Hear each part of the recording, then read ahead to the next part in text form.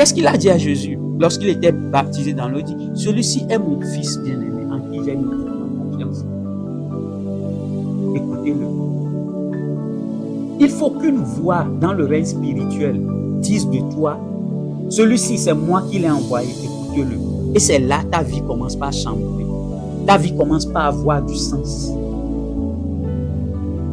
Et tout ça c'est possible par la prière. Que tu peux écouter la voix de Dieu. Toucher à ta vie personnelle. Dire, toi aussi viens dans ma vie. Aïe aïe aïe. Toi aussi viens dans ma vie.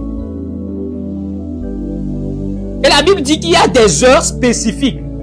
Et si la Bible parle des heures spécifiques, ça veut dire que réellement, ce n'est pas tout ce que nous prions, tout ce que nous faisons dans la prière, disant qu'on prie là. Ce n'est pas ça réellement qui va se fusionner avec le temps kairos de Dieu pour nous. Tu peux marcher selon le temps des hommes, faire des choses, mais il y a une disposition, il y a un niveau de prière, il y a un niveau d'engagement. Lorsque tu rentres dedans, tu vas toucher les temps exacts où le maître t'appelle. Où le maître te dit, viens. Viens. Nous avons adoré un Dieu où on nous a toujours parlé de ce Dieu-là, mais nous, on n'a jamais écouté la voix de ce Dieu. On n'a jamais écouté Dieu nous parler personnellement comme ça, dit Sylvestre. Je suis en train de vous montrer comment les généraux de Dieu, ceux qui font des exploits avec Dieu aujourd'hui, comment ils ont commencé à faire des exploits. C'est parce que quelqu'un les a dit, viens dans ma vie. Viens. Viens. Viens dans ce domaine estudiantil. Viens dans ce domaine d'informatique. Je cherche des gens dans ce domaine. Viens dans ce domaine du maritime. Viens. Je cherche des gens là-bas. Viens dans ce domaine du commerce. Je cherche des gens là-bas. Si Jésus arrive à t'appeler pour venir, même si c'est une petite pêche. Aïe! Ah! les gens vont entendre parler de toi. Les gens vont entendre parler de toi. Et c'est ce que nous allons faire ce soir.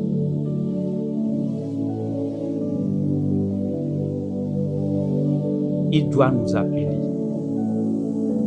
Il doit nous dire quelque chose. Nous tous qui sommes ici. On n'a plus le temps. Vous n'imaginez pas ce que le monde a préparé contre nous. Et donc, je reviens encore sur toi. Et donc, il y a autant de regarder. Ce n'est même pas amen. Si tu ne me dis même pas amen, tu vas te doigt dire dans peu de temps. Moi, je te dis ce qui s'est déjà passé dans le règne spirituel dans ta vie. Hein?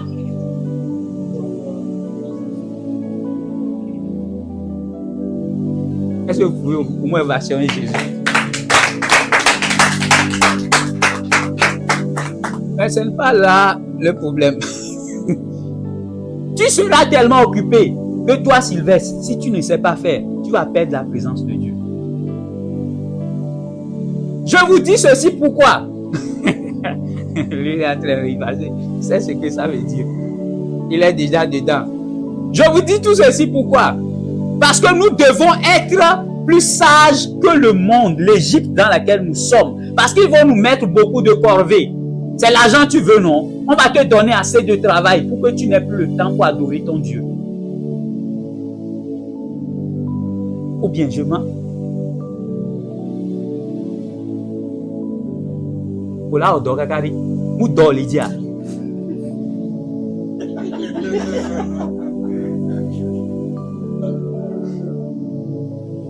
Mais tu vas chercher la présence de Dieu. Ce que on est en train de vivre ici là.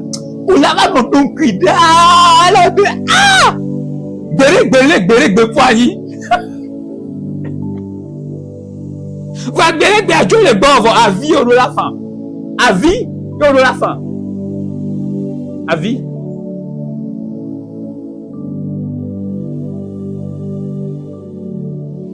Notre frère, je reviens à notre frère qui a été touché par ces problèmes de santé tout récemment. Je lui ai dit, mon frère, tu ne peux pas réussir dans le domaine dans lequel Dieu t'a mis là sans avoir une vie de prière. Tu ne peux pas. Notre dernière discussion, avant qu'il ne m'appelle pour me dire qu'il est programmé pour qu'on fasse une intervention, je lui ai dit, réécoute ce que je t'avais dit. C'était ma dernière phrase pour le frère. Parce que ce n'est pas la première fois que je vois des choses comme ça.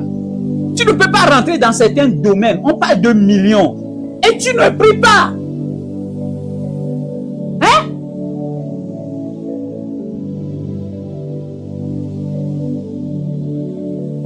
Que Jésus nous montre comment on finit dans la victoire. Qu'il nous montre ça ce soir.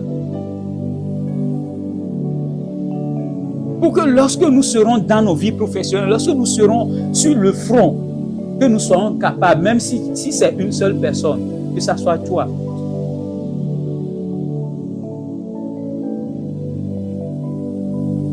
J'étais parti au Bénin pour une croisade.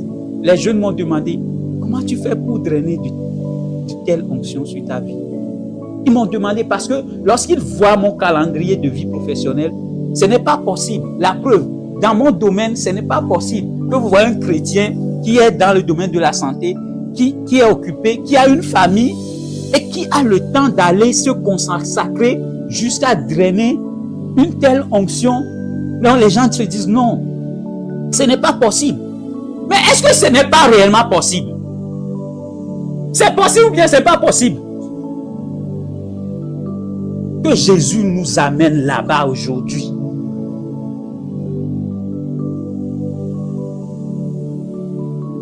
Et je vais attirer notre attention sur quelque chose. La Bible dit, quand le soir fut venu, le maître de la vigne dit à son intendant, appelle les ouvriers et paie-leur le salaire, en allant du dernier au premier. Pourquoi il doit aller du dernier au premier?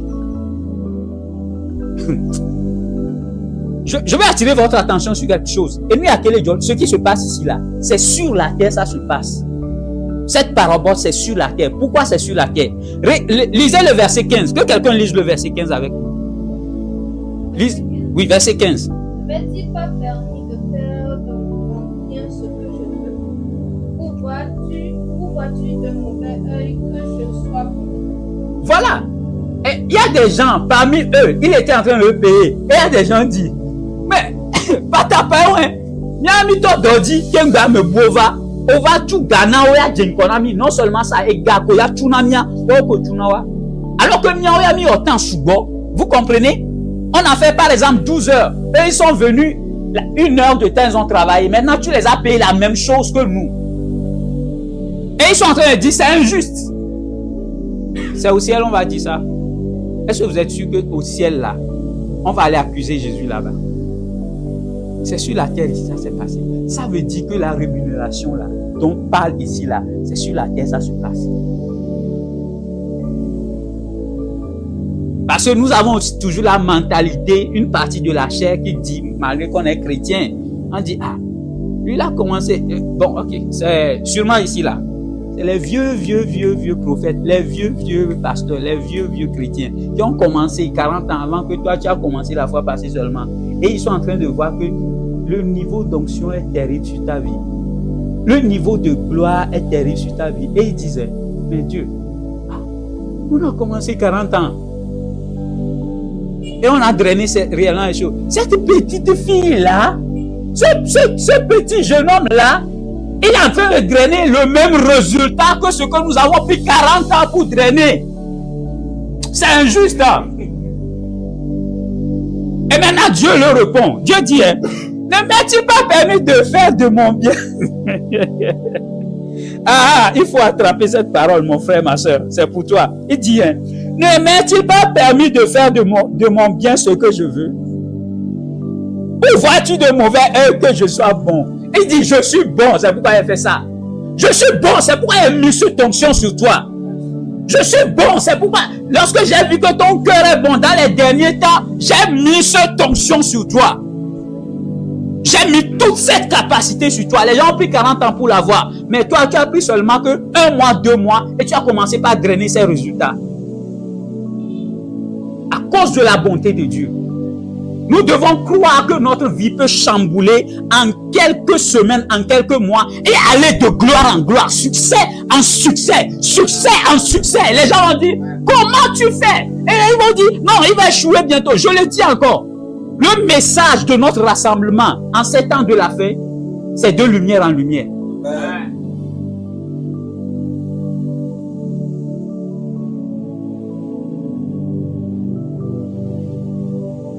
Chaque semaine, on sera encore plus fort. Chaque mois, on sera encore plus terrible. Les gens vont croire que ce succès que tu as, comment tu draines les gens autour de toi. Non, dans peu de temps, les gens vont fuir, les gens vont partir, ils seront fatigués. Mais c'est maintenant que tu vas aller de multiplication en multiplication.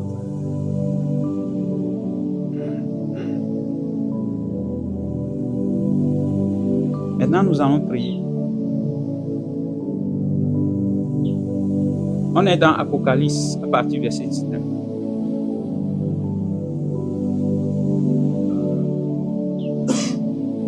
On va prier maintenant. Je crois que tu as tous les éléments pour rencontrer Jésus se révéler à toi ce soir. Maintenant, écoutez.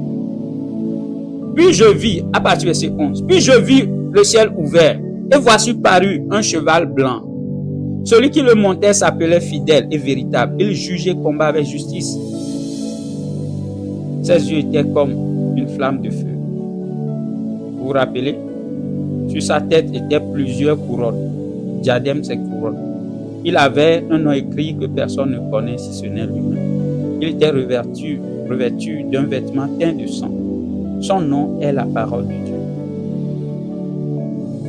Les armées qui sont dans le ciel suivaient sur des chevaux blancs revêtus d'un fin lin blanc et pur.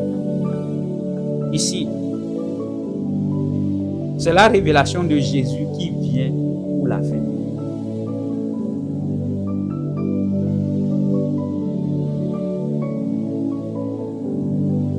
Si tu peux avoir cette révélation de Jésus, il n'y a rien du début jusqu'à la fin qui va se passer sur cette terre et qui va mouvoir ta foi.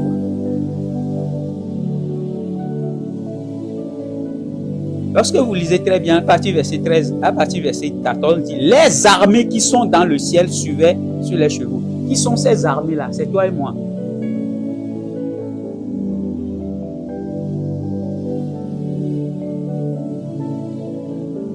Donc si on était là-bas avec lui, donc on va finir le combat. Ça veut dire que tout est déjà écrit avant la fondation du monde. Donc ça veut dire que nous sommes là pour finir, pour bien finir. Mon frère, tu vas bien finir. Ah! Maintenant, quelle révélation? Ils étaient dans quelle révélation? Ils étaient dans quelle dimension en venant? Le maître, le Christ, il était dans quelle dimension en venant? La Bible dit qu'il était sur un cheval blanc. Il avait porté un habit, et il avait porté un habit dessus qui est teint de sang. Les caractéristiques. Il avait les yeux comment? Comme une flamme de feu.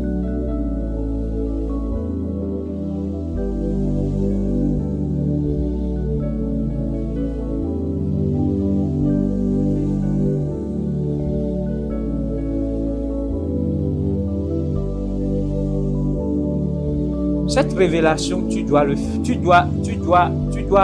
fixer ce soir lorsque tu es en train de prier.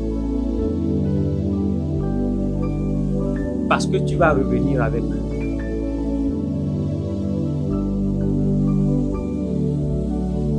Tu vas revenir avec lui. Tu étais sur le cheval blanc là avec lui lorsque vous étiez en train de revenir.